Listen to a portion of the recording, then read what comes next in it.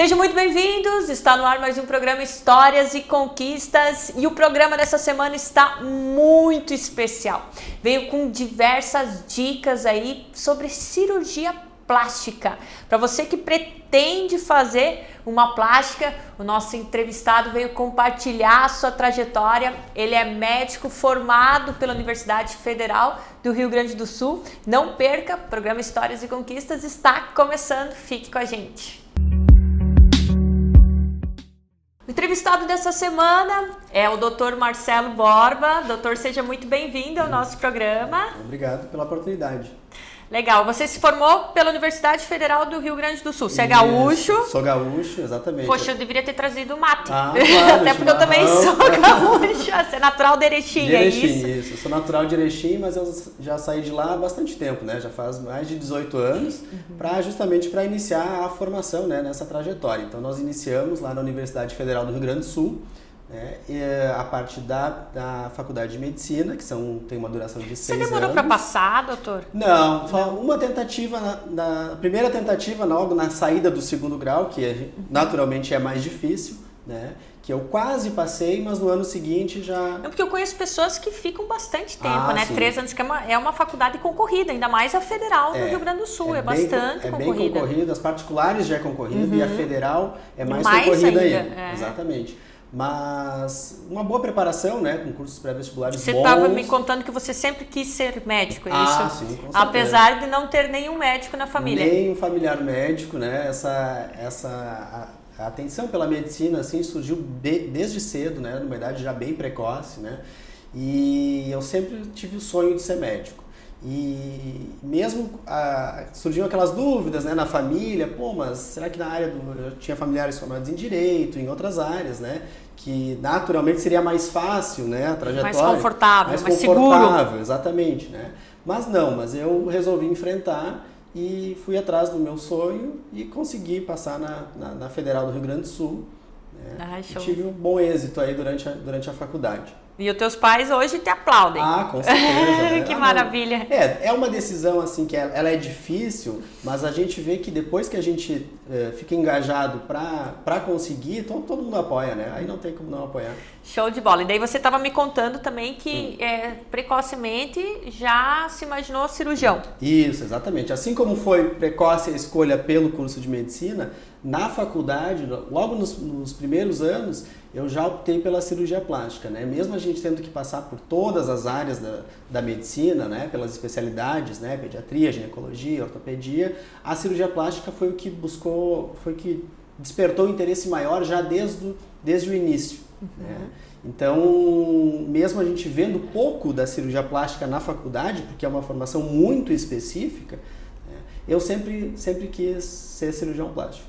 Legal. E daí você acabou fazendo especialização na PUC? Isso, porque quando nós terminamos a faculdade de medicina, é necessário uma formação também em cirurgia geral. Né? Para você ser cirurgião plástico, então você também precisa ser um cirurgião geral. Todas as especialidades cirúrgicas têm esse pré-requisito, né, de se fazer 2 anos de cirurgia geral após o término da faculdade. Nossa, são 6 anos de faculdade de medicina. 6 anos. Depois... Mais 2 anos a faculdade. Exatamente. E mais aí a outra, são quantos anos? Exatamente, mais 3 anos de formação específica em cirurgia plástica. Foram 11 anos. 11 anos, exatamente. De formação. Exatamente, por isso que é interessante a gente iniciar cedo, né? Passar no vestibular com 18, 19 anos, porque a gente vai terminar a nossa formação com 30 anos. Exatamente. Que loucura! Foi o que aconteceu.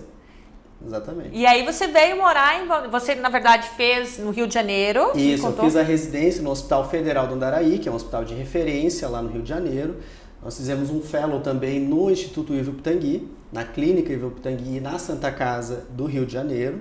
E depois de terminar toda essa formação de 11 anos, aí a gente resolveu voltar para o Sul e escolheu o Balneário Camboriú para atender nossos pacientes. Olha, eu posso te dizer por mim que não foi uma ruim escolha. Não, com certeza. Balneário é maravilhoso, né? Muito mesmo gostoso. Porque a nossa região se transformou num centro, né, nessa parte de estética, de cirurgia, e a gente vê a procura muito grande dos pacientes da região pela nossa cidade. Então isso foi uma ótima escolha, né?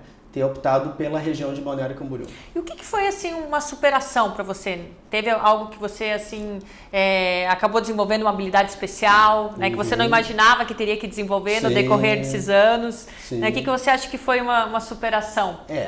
Quando a gente passa por uma faculdade dessas, como a de medicina, e que a gente fica focado muito nos estudos, na formação específica, em técnicas, em todas aquelas disciplinas de anatomia, a gente acaba não desenvolvendo uma habilidade, por exemplo, em administrar. Né? E empreender. Exatamente. Quando a gente termina a nossa formação, a gente começa além de ser o profissional, o médico, o cirurgião, tem que operar bem, tem que fazer tudo certinho, a gente tem que também empreender. A gente vira um empresário, tem que administrar o consultório, né? Tem que ficar a par de todas as questões burocráticas trabalhistas, por exemplo, porque a gente vai ter funcionárias.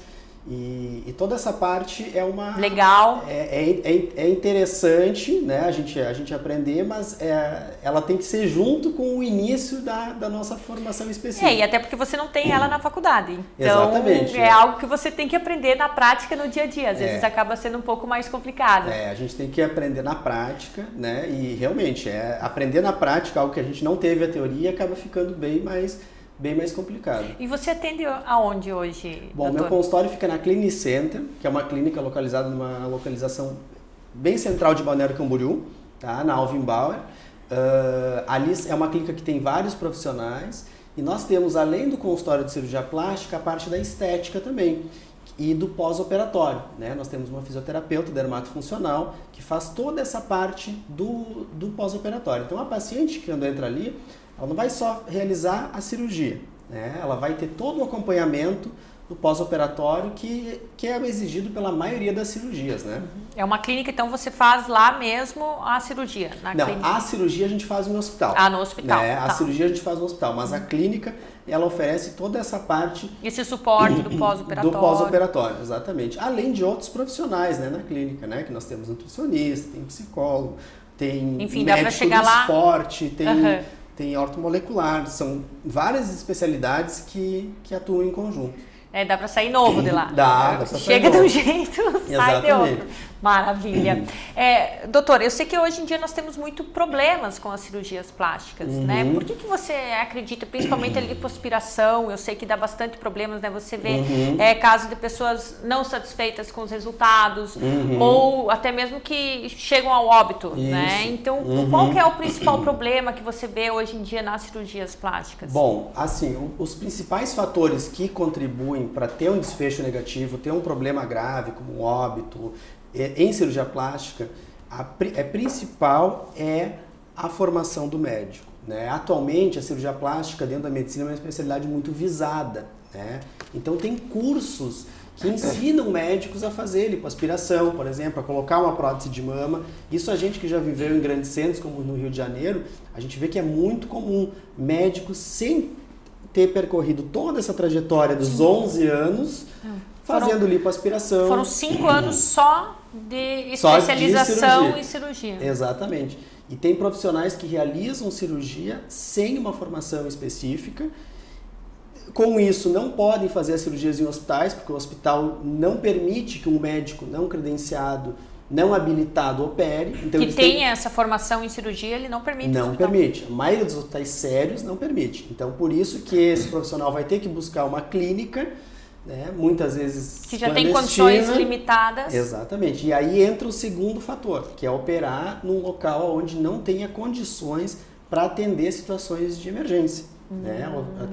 A operar em hospital, em clínicas que não tem um suporte adequado para fazer cirurgia de porte maior, cirurgias que exigem uma complexidade maior de aparelhos. Né? E o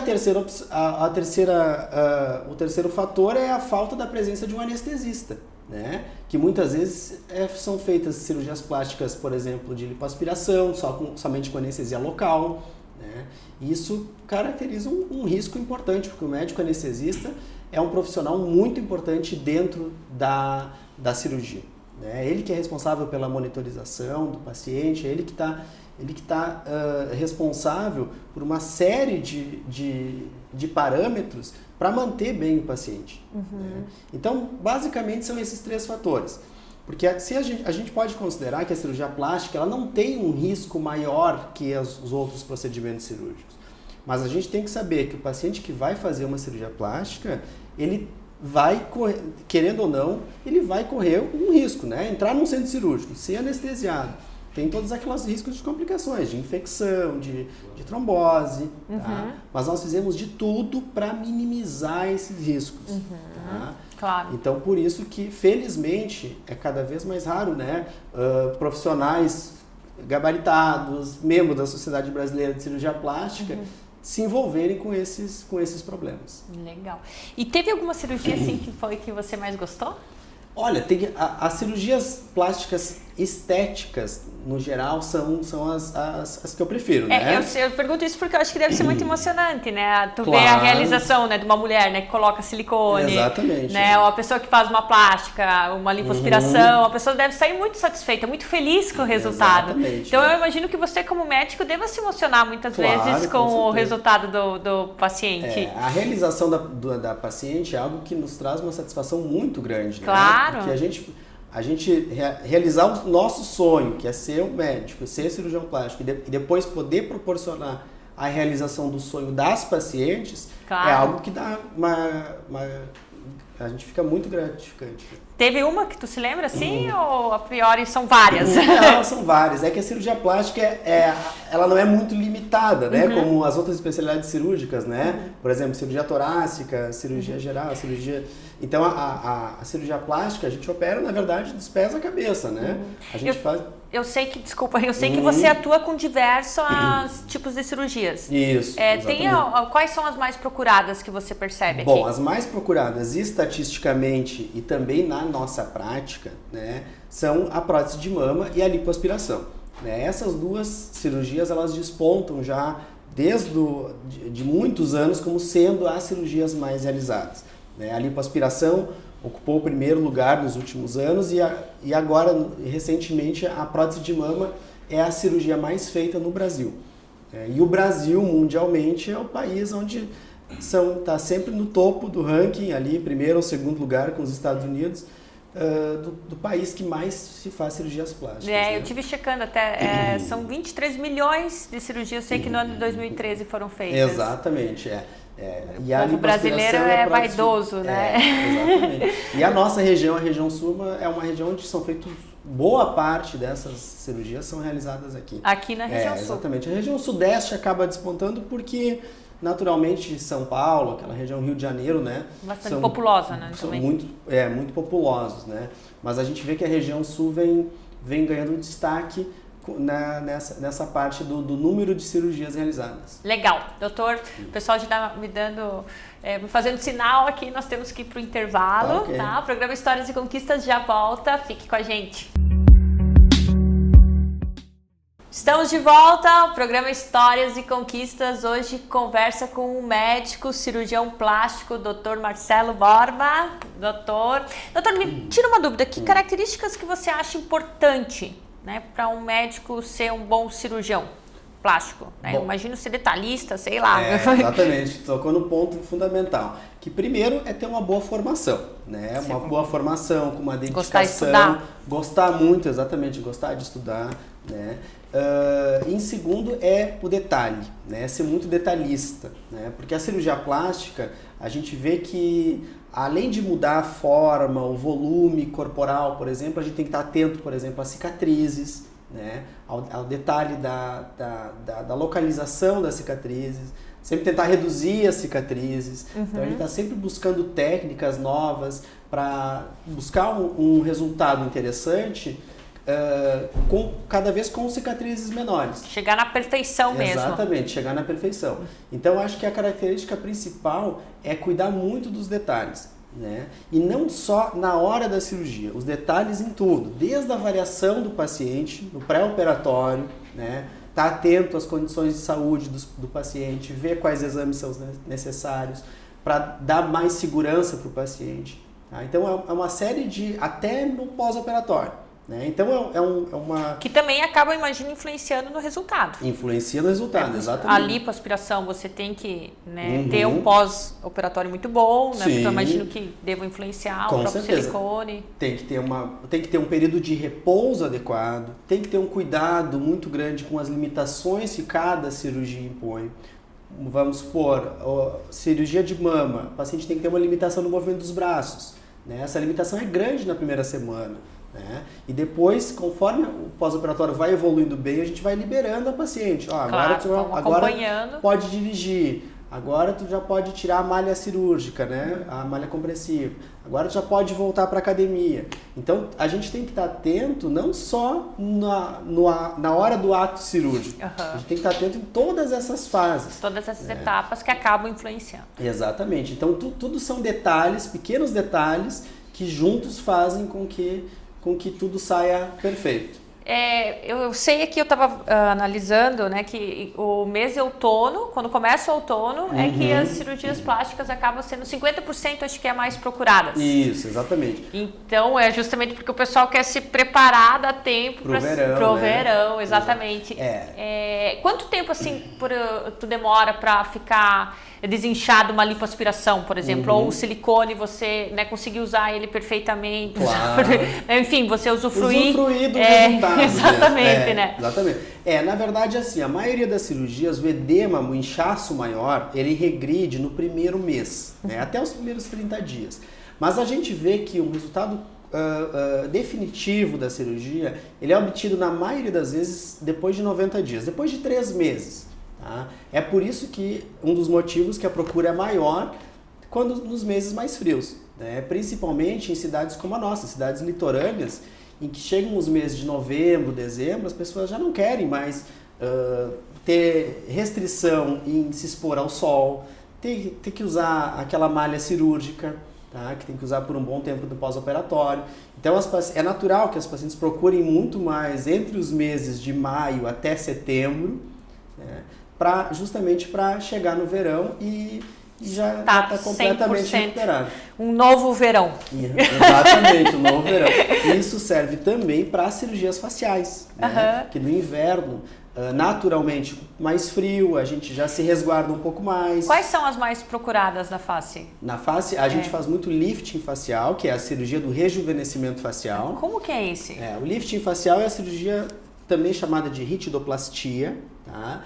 Que é para melhorar a flacidez facial. Então, a maioria das mulheres, depois dos 45, 47, 50 anos, vão apresentar algum grau de flacidez facial que, em determinado momento, vai incomodar. E aqui no pescoço também? No pescoço, exatamente. Então, o lifting ele serve principalmente para melhorar a aparência das bochechas, que vão caindo com o tempo, exatamente, e a flacidez do pescoço.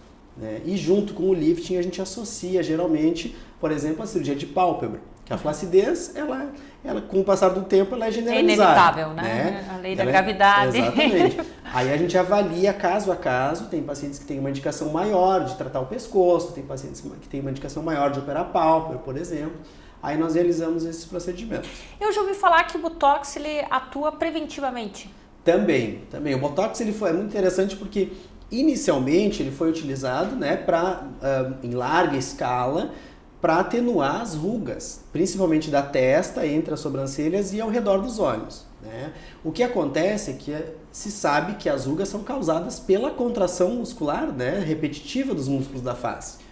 Então, se viu que, utilizando o Botox para bloquear essa movimentação, a gente consegue retardar o aparecimento das rugas. E é verdade? Exatamente. Então, é muito frequente nós fazermos esses procedimentos em pacientes cada vez mais jovens, né? Pacientes com 30, 32 anos fazem a aplicação de Botox. Quanto tempo dura o Botox? Ele dura de 4 a 6 meses. Né? Vai depender muito da dose de produto utilizado. Utilizamos sempre um produto bem concentrado, uma dose boa para provocar o bloqueio da musculatura, não deixar um resultado muito artificial, não deixar aquela face toda paralisada, né? A gente mantém ainda o movimento e atenuar as rugas, né? E o preenchimento aqui é o preenchimento. Isso, exatamente. Como é que funciona essa cirurgia? O bigode chinês aqui, que é o que incomoda muito, às vezes até por razões genéticas, pacientes mais jovens, tá? Ele pode Isso é ser bastante corrigido. genético? Também. Também. Ele é causado, na maioria das vezes, em pacientes de mais idade, pela própria flacidez dos tecidos da face, né? Que eles vão acabando aprofundando, né, o bigode chinês. Mas tem pacientes jovens, de 30 anos, que já tem muito marcado, né? Por característica anatômica da face, muitas vezes por questões genéticas. Tá? E nós temos como fazer o uso do ácido hialurônico. Né? O ácido hialurônico é um produto sintético, muito seguro, ele é absorvível, né? Ele tem uma duração em torno de 1 ano, tá? E que a gente preenche esse suco. Tá? Além desse suco, nós temos a possibilidade também de utilizar em outros locais, como por exemplo o lábio. A gente tem a possibilidade de fazer um aumento labial com ácido hialurônico também.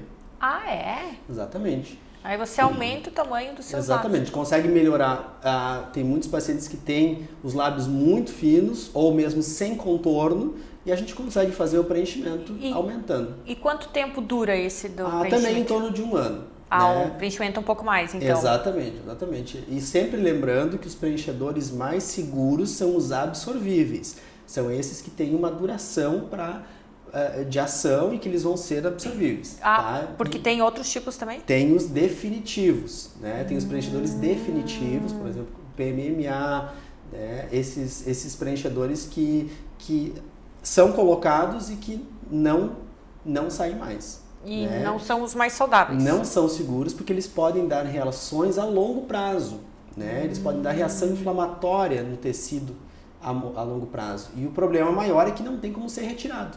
Né? Ele não tem como ser retirado. Ele, como é um preenchedor definitivo, ele vai estar para sempre ali naquele local. E tem pessoas que fazem, querem? Tem pessoas que fazem. Tem pessoas que fazem, a gente não faz, é um tipo de procedimento que ele não é autorizado, né, pela Sociedade Brasileira de Cirurgia Plástica.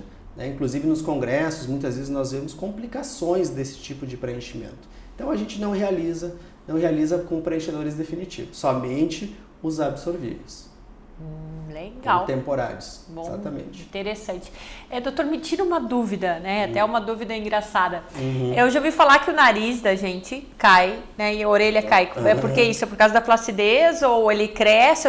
Teve pessoas até que me falaram, mas o nariz ele cresce com o tempo, depois né? Depois do velho ele começa a crescer. Não, tá mentindo? O que é? Não, o que acontece na verdade é que as outras estruturas faciais vão diminuindo de volume. Né? Com o tempo, ocorre o que a gente chama de reabsorção óssea, que os ossos da face eles vão diminuindo, a pele vai perdendo colágeno, a gente vai envelhecendo, então ela vai ficando mais flácida, e a orelha e o nariz, por serem estruturas cartilaginosas, de cartilagem, elas não diminuem. Tá? Então a orelha e o nariz, eles permanecem, né, com o seu volume inalterado, e os demais que vão diminuindo. E aí né? Esse rejuvenescedor, o lifting, ele acaba corrigindo isso aí também? Sim, ele corrige também. O que é o lifting? Ele puxa aqui? Como é que é? Exatamente, nós fizemos uma incisão dentro ou na frente do cabelo, na frente da orelha, e fizemos um descolamento da face, um descolamento da pele.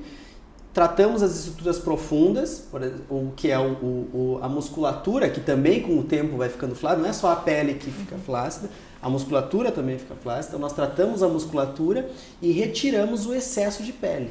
Tá? Então é uma cirurgia que trata vários graus de flacidez, em vários níveis, né? Então dá um resultado muito interessante e muito duradouro com as técnicas atuais. Quanto tempo né? mais ou menos dura o lifting?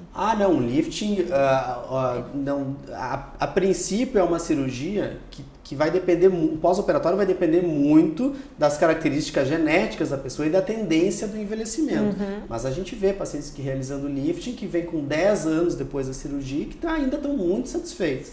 Legal. Tá? Porque depois a flacidez, ela naturalmente vai acontecer. A mulher que fizer um lift com 60 anos, quando ela tiver 70, 75, ela vai estar naturalmente com a pele mais flácida, porque ela vai continua perdendo colágeno, continua ficando mais flácida. Mas o fato de realizar a cirurgia faz com que ela realmente tenha uma aparência, mesmo depois de 10, 15 anos de lifting, de ser muito mais jovem, né? Doutor, e o bumbum? As pessoas estão procurando também Então, cirurgias plásticas para coloca silicone ou pele mesmo, como é que funciona? A gente tem que avaliar caso a caso, mas normalmente os pacientes que se queixam do volume pequeno do glúteo, tá? Basicamente nós temos duas técnicas, duas cirurgias para oferecer. Uma delas é a colocação do implante de silicone, né, que é uma técnica muito segura, já bem consagrada, em que nós colocamos dentro do músculo do glúteo. Tá? E a outra opção é o aumento através da lipoescultura, tá? Em que a gente faz a lipoaspiração das outras áreas, do abdômen, do dorso, e coloca a gordura no glúteo. O que é mais seguro, assim? O que é melhor? As duas técnicas são boas, vai depender muito da indicação. Tá? As pacientes que querem um aumento maior, como a gordura tem uma porcentagem de absorção, uma parte do que a gente põe de gordura ela é absorvida, tá? A prótese ela acaba tendo um resultado um pouco mais previsível. Tá? Porque a partir do momento que a gente coloca 200, 300 ml de silicone, por exemplo, no glúteo, a gente sabe que vai ter aquele aumento real. E a gordura não, a gordura a gente sabe que vai ter uma taxa de absorção, então pode ser que 3, 6 meses depois da cirurgia ela tenha o volume um pouco reduzido. Aí você não tem uma certeza de como é que vai ficar. Exatamente. Nós colocamos 200, 300 ml de gordura e uma parte vai diminuir. Tá. Legal, doutor, quero agradecer a sua presença. Okay, nós temos obrigado. que finalizar o programa. Tem uma lembrancinha aqui do nosso programa para você, o nosso kit. Você quer deixar algum recado para o telespectador? Isso, eu espero que tenha sido muito produtiva a nossa com conversa. Com certeza. Né? E estamos à disposição lá na Clinic Center para atender aos pacientes e clientes aqui de Balneário Camboriú. Isso aí. Então, muito obrigado. Pessoal, quero agradecer também as lojas Atrativa, aqui na Oswaldo Reis, 1540, que é onde nós gravamos o nosso programa. Um beijão bem especial aí para a equipe. E também quero agradecer você, telespectador, pela sua companhia, pela sua audiência. A gente fica por aqui. Essa semana acabou Histórias e Conquistas. Semana que vem tem mais. Fique com a gente. Uma ótima semana. Fiquem com Deus.